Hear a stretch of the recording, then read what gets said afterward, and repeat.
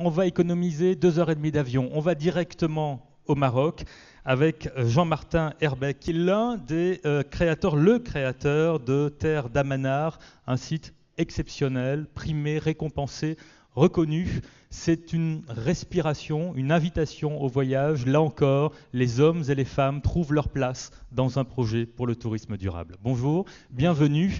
Il attend depuis longtemps, il a soif, il n'y a pas d'eau, mais c'est nous qui allons nous abreuver de vos propos pendant quelques minutes. Oh, comme c'est bien dit, bravo, merci beaucoup. Bon, je remercie tout le monde qui organise, mais surtout l'équipe technique, parce que je faisais partie de ce métier-là, et je sais qu'en régie, c'est pas toujours drôle. Donc, bravo à vous tous et merci.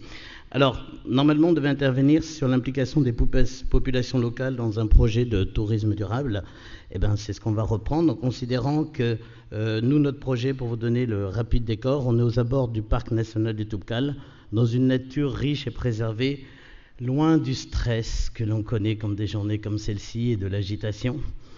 On est à la découverte d'un pays, on est à la découverte d'une culture, à la découverte des autres. Et on est un projet qui est fait par et avec les habitants de la région. C'est pas des saints. Au milieu, c'est Hajider, c'est Aziz, c'est Mustapha, c'est Omar, ce sont les gens avec qui j'ai l'honneur de travailler. Tout le monde est là. Des vrais gens. Donc, ce projet socialement équitable, pourquoi ? Parce que le projet est fondé sur des éléments de l'artisanat local, donc tout ce qui est architecture, décoration, préservation de l'intimité des populations, donc chacun son monde, son univers, rassemblement des équipes pour les décisions importantes et faire venir énormément d'experts internationaux. Dès qu'un expert international vient chez nous, on prend le savoir et on garde le savoir et ça devient patrimoine local et national. Donc, il est économiquement viable. Pourquoi ? Parce qu'on embauche les gens du coin en priorité, parce qu'on coopère avec l'ensemble des coopératives rurales tout autour. Les fournisseurs, nos fruits, nos légumes sont pris dans le coin. Bon, c'est ce que tout le monde vous raconte sur ce qu'on appelle le développement durable. Nous, on le fait. Environnement viable. Donc, avec les techniques de construction, il n'y a pas de climatisation, tout est fait avec la terre qu'on trouve sur place. C'est des briques qu'on a fabriquées, on a fabriqué des machines pour compresser les briques et tout ce qui va autour. On économise l'eau, on fait tous ces points-là. Comme je dois aller très vite, on va aller vite, ça vous connaissez tout. Mais moi, je dirais qu'aujourd'hui, être durable, ça veut dire qu'on a une responsabilité sociale, on a une responsabilité économique et environnementale. Pour le moment, on commence par l'économique et le social. Si j'ai de l'argent, je peux payer les gens. Si les gens, je peux les payer correctement, ils peuvent commencer à se préoccuper de l'environnement. Mais d'abord, fournissons sur la pyramide de Maslow la base et le quotidien pour manger. Ce qu'on essaye, nous, c'est d'être au cœur de ces différentes actions. Alors, nous, on a un capital humain qui est assez fort. On ne voit rien. Vous voyez rien ? Donc, c'est bien. Donc, avec un certain nombre de choses qui sont sur la liberté, sur le partage, sur la découverte, et sur c'est simplicité, authenticité, rencontre, partage avec un certain nombre de valeurs. Autre point, la mission que l'on a nous dans l'entreprise par rapport aux hommes et aux équipes, c'est de remettre au cœur de l'action de l'entreprise le bon sens. Oui, on remet le bon sens dans l'économie d'eau. On n'a pas d'eau dans le coin, donc on fait tout ce qu'on peut pour la limiter. Oui, on remet le bon sens dans le fait de faire travailler les gens autour de nous. C'est normal, on ne va pas faire venir des gens d'une autre région quand on a des gens qui sont tout autour, que l'on peut former et développer. Oui, on met le bon sens dans le fait de prendre les légumes et les fruits dans le coin. Pourquoi aller prendre ça chez Métro qui est ouvert à côté quand on peut développer l'activité autour de nous ? Donc remettons au cœur de toutes les choses le bon sens. Donc Terre d'Amanar, c'est une terre d'intégration, d'implication, de rencontre avec la population locale. Donc on a fait un management un peu particulier, parce qu'on parlait des universités tout à l'heure, mais moi les gens avec qui je travaille, c'est des gens du bled, qui parlent, qui ne savent pas lire, qui ne savent pas compter, qui sont dans un autre état d'esprit. Donc rentrer dans un management en particulier, moi j'ai découvert autour de ces 10 années qu'il y avait le management du rentrer dans le mur. C'est-à-dire que tant que la personne n'est pas arrivée à une situation critique où elle doit remettre en cause son mode de pensée, c'est pas la peine d'aller essayer de lui inculquer une autre manière de faire. Donc pendant 10 ans, il a fallu consolider le mur pour qu'il tienne le coup. Donc, mais au moment où il y a le choc, il faut simplement lui dire « Tiens, regarde, il y a peut-être d'autres manières de faire » et l'accompagner. Et la deuxième façon, pour moi, dans l'accompagnement des populations locales dans le changement, c'est le rail de chemin de fer. Définir des limites, mais par contre laisser à la personne à l'intérieur de ces limites une vraie liberté d'action en acceptant que les choses ne soient peut-être pas faites exactement comme nous on le ferait. Donc l'idée, c'est d'accompagner le changement. Accompagner le changement, c'est pas lui dire tes paradigmes ne sont pas bons.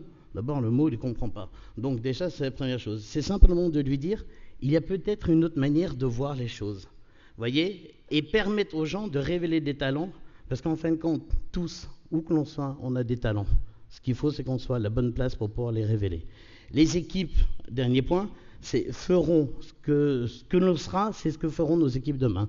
Intégration des savoir-faire existants, c'est ce qu'on a fait au départ. Expliquer à chacun le sens de l'action. Pourquoi est-ce qu'il fait telle chose? Si vous lui expliquez le pourquoi, il va vous le faire avec motivation. Donner des perspectives aux gens en leur disant tu n'es pas là juste pour un one-shot, c'est qu'il y a une durabilité, il y a une perspective. Je suis à 3 minutes et demie, on m'avait dit 5. Prendre conscience des différences donc de paradigmes dont on parlait et se donner le temps, c'est pas moi qui le dis, et les moyens de l'avoir. Parce qu'on n'est pas dans les mêmes notions de rentabilité, on n'est pas les mêmes notions de retour sur investissement. Et ça, c'est important quand on lance ce genre de projet. Vous voyez avec qui je travaille, donc ça c'est les gens de l'équipe, on a commencé par faire ce genre de choses, et regardez ce qu'ils m'ont construit, c'est les mêmes, hein. Ça, c'est nos lodges, faits de la même manière que ce que je vous ai montré tout à l'heure. Voilà comment sont les chambres à l'intérieur. Je suis très proche de notre ami Moundir qu'on a vu tout à l'heure. Ça, c'est l'intérieur des tentes lodges. Ensuite, l'artisanat, intégration des gens dans l'activité, etc. On fait des ateliers artisanaux avec les femmes, avec les hommes, avec les artisans du coin. Donc ça, c'est la partie restauration. Tout ça construit, fabriqué par les gens. Avec la cuisine, c'est comme ça que nous avons commencé au début. Aujourd'hui, on va faire le marché dans les souks, mais attention, on a une cuisine moderne. Là, c'est une cuisine de 400 mètres carrés, nous avons 3 restaurants sur les sites, et nous avons servi, il y a 3 semaines, pour la société SAP, 1200 repas en 1h15, avec le tagine cuit de manière traditionnelle. Voici un petit peu l'équipe, donc avec à droite donc, le management, vous voyez, on est sur du locaux, on est sur des gens qu'on a formés, qu'on accompagne. Donc ça, c'est des activités, parce que hébergement, restauration, activité. On a créé les premiers parcours d'Acroparc au Maroc. Nos jeunes sont diplômés, ont un diplôme qui est reconnu en Europe, et 3 d'entre eux aujourd'hui ont un diplôme de formateur. C'est-à-dire que le savoir-faire, on l'a pris à l'étranger, mais on l'a fait faire. Et ces parcs-là ont été construits par des gens du bled, dans les normes internationales. Parcours de tyrolienne, Acroparc. En gros, c'est 150 emplois directs, c'est 100 emplois indirects, c'est plus de 90 000 visiteurs en 3 ans, j'en ai pour 15 secondes, et 90% de notre clientèle est nationale. Ça aussi, dans la formation des gens, il est important de remettre son marché sur le marché national.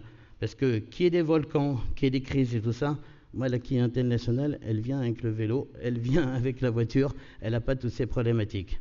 Donc, dernière diapo. Donc ça, vous voyez, c'est l'équipe. Simplement dire que, imaginez l'entreprise touristique autrement. Au Maroc, c'est possible, et je pense que c'est possible partout. Il est assez difficile, en 4 minutes 30, d'expliquer 9 ans de travail avec toute une équipe et toute une population, une vallée, mais je pense qu'une prochaine fois, dans un prochain séminaire, on prendra le temps. Merci. Bravo. Bravo, Jean-Martin Herbet.